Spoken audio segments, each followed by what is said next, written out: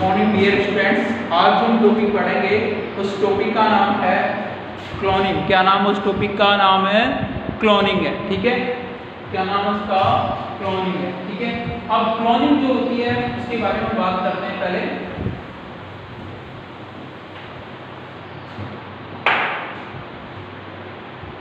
देखो, क्लोनिंग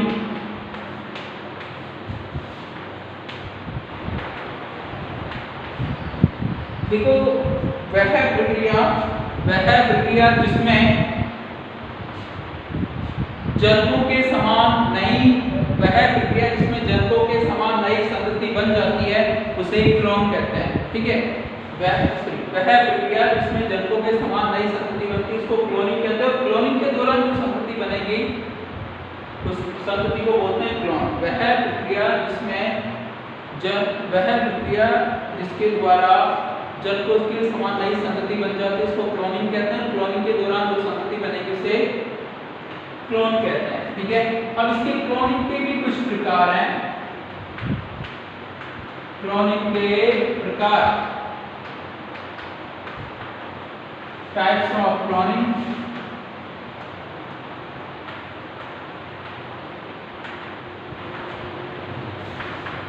पहले है जीन क्लोनिंग।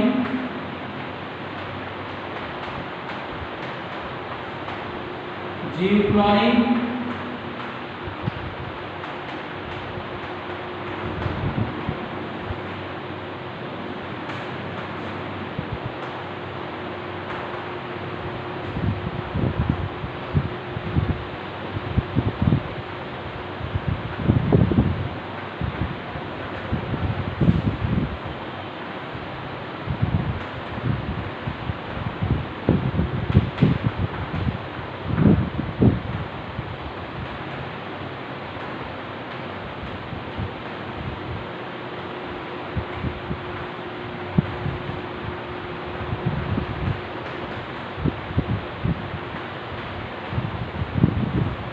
देखो क्लोनिंग, पहला जीन क्लोनिंग, वह तकनीक जिसके द्वारा जीन या गुणसूत्र की हूबहू प्रति बनाई जाती है, उसे जीन क्लोनिंग कहते हैं। अर्थात इस तकनीक में हम जीन या गुणसूत्र के समान नई जीन या गुणसूत्र बना सकते हैं। ठीक है, इस तकनीक में आवश्यकता किसकी रहेगी?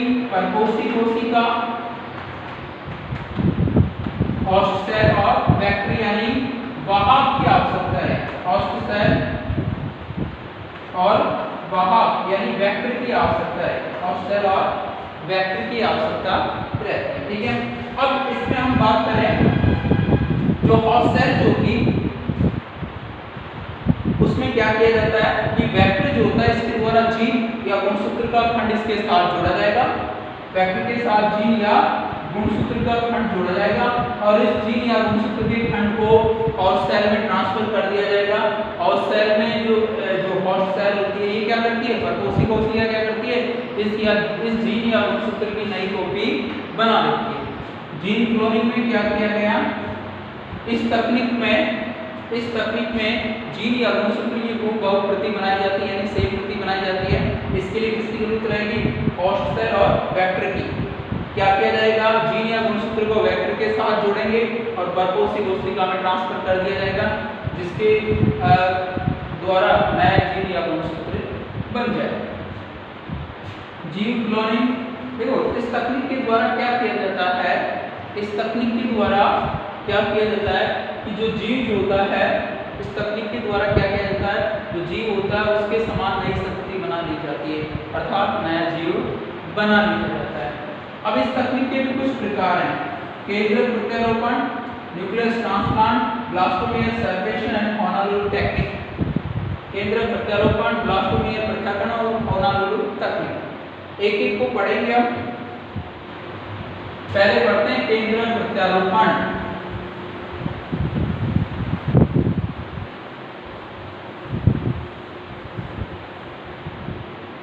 केंद्रक प्रत्यारोपण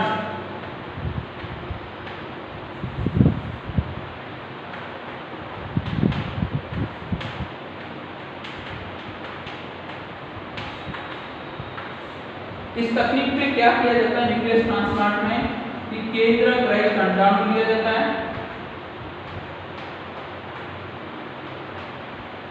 इस केंद्रक रहित जो अंडाणु होता है इसमें अन्य कोशिका का केंद्रक ट्रांसफर किया जाता है।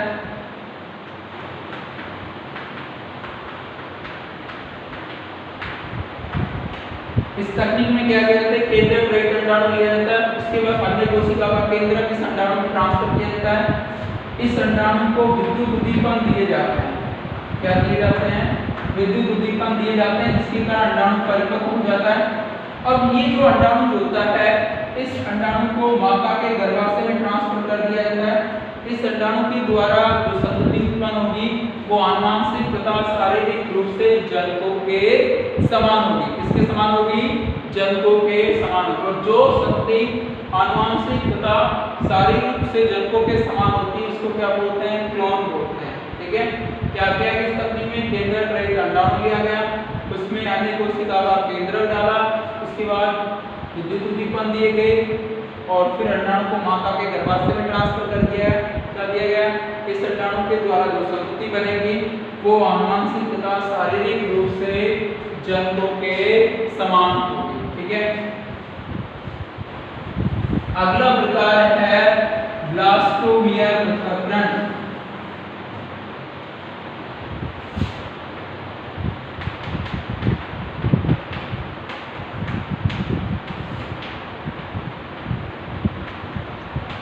ब्लास्टोमियर पृथक्करण। देखो इस तकनीक में क्या किया जाता है कि नर व मादा युग्मकों के द्वारा युग्मनज संरचना या जाइगोट विकसित किया जाता है। इस तकनीक में मेल और फीमेल गैमेट्स के द्वारा जाइगोट बनाया जाएगा। जाइगोट में विदलन के द्वारा ब्लास्टोमियर स्ट्रक्चर बनेगी। ब्लास्टोमियर जो संरचना है इसकी जो सेल्स हैं वो एक दूसरे से अलग होकर नए एम्ब्रो बनाएंगी, नए भ्रूण बनाएंगी। इन भ्रूण के द्वारा अब इन भ्रूण को क्या माता के गर्भाशय में ट्रांसफर करके नए क्लोन विकसित कर लिया जाता है। ठीक है, क्या किया गया इस तकनीक में? सबसे पहले मेल या फीमेल गैमेट्स के फ्यूजन के द्वारा जाइगोट यानी युग्मनज संरचना बनाई गई। और जाइगोट के बाद क्या किया गया? जाइगोट में यानी जो युग्मनज जो संरचना बनी, इस युग्मनज संरचना में क्या किया गया? युग्मनज संरचना में विदलन हुआ और विदलन के बाद उससे क्या बनी? ब्लास्टोमियर संरचना बनती है। और ब्लास्टोमियर संरचना की जो सेल्स हैं एक दूसरे से क्या हो रही हैं? अलग हो रही हैं। अलग होने के बाद उनसे क्या बना है? एम्ब्रो बनेगा। इन एम्ब्रो को माता के गर्भाशय में ट्रांसफर करके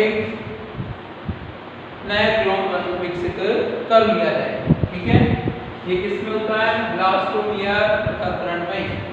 ब्लास्टोमियर पृथक्करण में। अगली जो तकनीक है ऑनालूप तकनीक।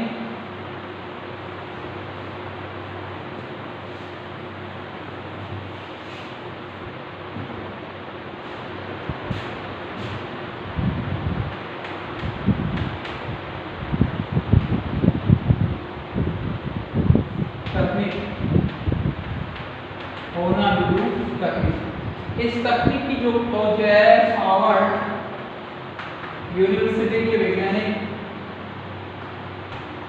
याना दिमासी और तेरुतिको के द्वारा की गई। इस तकनीक की खोज हार्वर्ड यूनिवर्सिटी के वैज्ञानिक याना दिमासी और तेरुतिको के द्वारा की गई। इन्होंने इस तकनीक में क्या किया?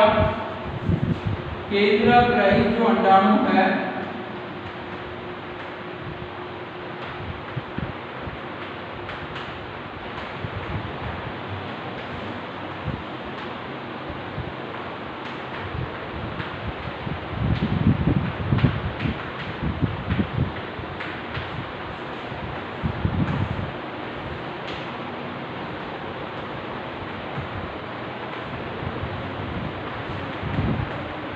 देखो इन्होंने इस तकनीक में क्या किया? केंद्रक रहित जो अंडाणु है उसमें किसी अन्य कोशिका का केंद्रक दिया केंद्र ट्रांसफर किया। इसके बाद इस अंडाणु को विद्युत उद्दीपन दिए गए। इसके बाद इस अंडाणु क्या दिए गए, विद्युत उद्दीपन दिए गए। विद्युत उद्दीपन देने के बाद अंडाणु परिपक्व हो जाएगा। परिपक्व होने के बाद इस अंडाणु को माता के गर्भाशय में ट्रांसफर किया जाएगा और इस अंडाणु के द्वारा जो भ्रूण बनेगा उसको भ्रूण बोलेंगे, क्योंकि वो आनुवंशिक शारीरिक रूप से जनक के समान हो। लेकिन इसमें एक अंतर, इन्होंने एक अलग काम किया कि जो केंद्रक लिया वो कोशिका विभाजन की G2 फेज से लिया। इन्होंने केंद्रक कब लिया, कोशिका विभाजन के G2 फेज से लिया।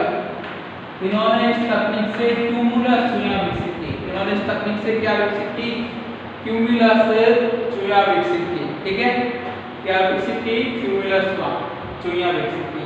क्या किया गया, इन्होंने केंद्र के अंडाणु में केंद्रक रहित अंडाणु अन्य कोशिका का केंद्रक ट्रांसफर किया। उसको अंडाणु को विद्युत उद्दीपन दिए, अंडाणु परिपक्व हो गया। उसके बाद अंडाणु को माता के गर्भाशय में ट्रांसफर किया गया और इस अंडाणु के द्वारा जो संतति बनी वो आनुवंशिक तथा शारीरिक रूप से जनकों के समान थे। ठीक है, जिसे क्या बोलते हैं, क्लोन। और इन्होंने इस तकनीक से क्यूमुलस चुया विकसित की। कौन सी चुया विकसित की, क्यूमुलस